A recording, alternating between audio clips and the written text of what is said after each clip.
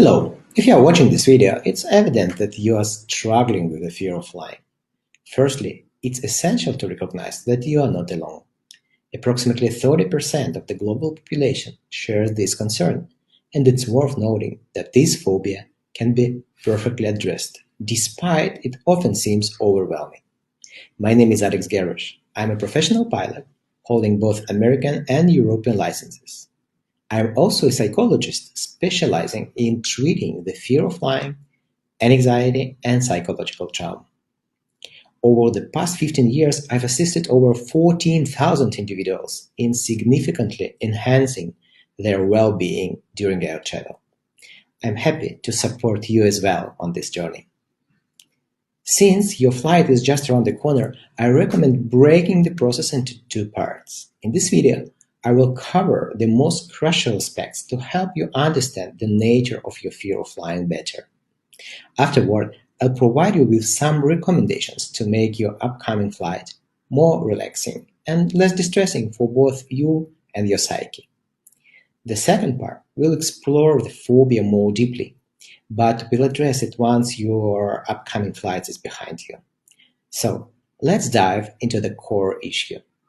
When a person is afraid to fly, it's natural to assume that their fear is directly linked to flight safety.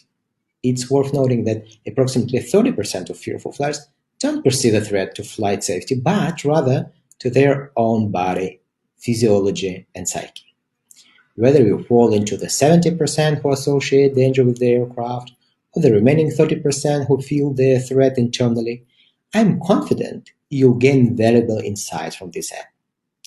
The critical first step is to distinguish between scary and dangerous when flying. I understand that as your flight approaches, you may feel fear.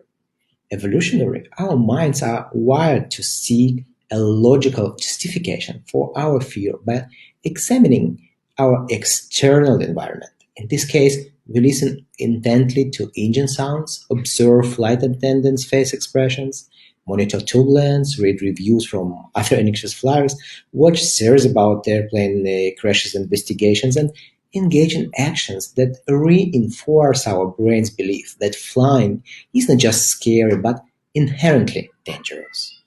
Unfortunately, these actions serve as pointless confirmations of danger, which in reality is not the case. Despite aviation not being entirely risk-free, it is in today's world exceptionally safe. The challenge lies in the fact that fear doesn't respond well to logical arguments. Attempting to reason why you should not be afraid is usually fruitless. Therefore, our next step is to explore why you feel fear and why it has nothing to do with planes, aviation, flight safety, or your physiology. To understand this, we need a basic knowledge of how the human nervous system operates. The autonomic nervous system controls everything related to threat, survival, and reproduction. It operates autonomously, unaffected by our desires, thoughts, beliefs, and so on. This system monitors our surroundings and, when something unusual occurs, seeks similarities to past unsafe situations, even if those similarities are only 1%. This mechanism aims to boost our survival chances if a previously unsafe scenario were to recur. The nervous system also disregards time gaps. So, if an event remotely resembles a past unsafe experience, even if decades have passed, the fear mechanism activates. This isn't a flaw in you, it's your nervous system's way of protecting you from potential harm. In an airplane, our nervous system identifies numerous parallels: lack of control, inability to escape, immobility during takeoff and turbulence, vulnerability to physical and emotional shaking, and a general sense of instability in flight. If any of these elements were unsafe in your past, your nervous system will trigger the fear mechanism. None of this, however, relates to actual risk, safety, or the aircraft itself. In reality, the hours spent on an aircraft are among the safest in your life.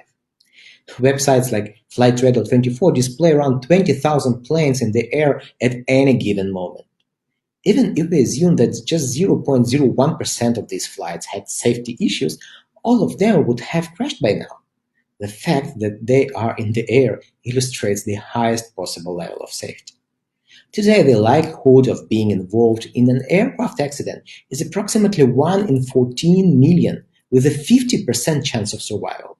This means that the actual risk is about 1 in 28 million, making air travel thousands of times safer than any other everyday activity on solid ground. Nevertheless, your feelings of fear don't align with these statistics, and they should not. Fear is not your enemy, it's a natural response designed by evolution for your preservation and survival. For example, during surgery, doctors use adrenaline, the fear hormone, as a last resort to bring a person back to life. If adrenaline were harmful, this wouldn't be a life saving measure. If we consider the brain, fear resides deep within the limbic system, located on the right side between the ear and the back of the head here. When fear surfaces, the limbic system takes over, suppressing the prefrontal cortex where logic resides. This prevents the autonomic nervous system from interference, allowing us to react swiftly in emergencies. Therefore, attempting to reason or apply logic when your flight is approaching is usually unhelpful. Below, we will find neurobiological exercises that can help bring your autonomic nervous system more into balance. This won't entirely resolve your fear, but it's a crucial initial step in aiding your nervous system and distinguishing between what is scary and what is dangerous. We have a lot of ground to cover on the path to conquering the fear of flying. But remember, the journey belongs to those who take the first step, or in our case, those who take a flight. I'll be by your side throughout this important journey.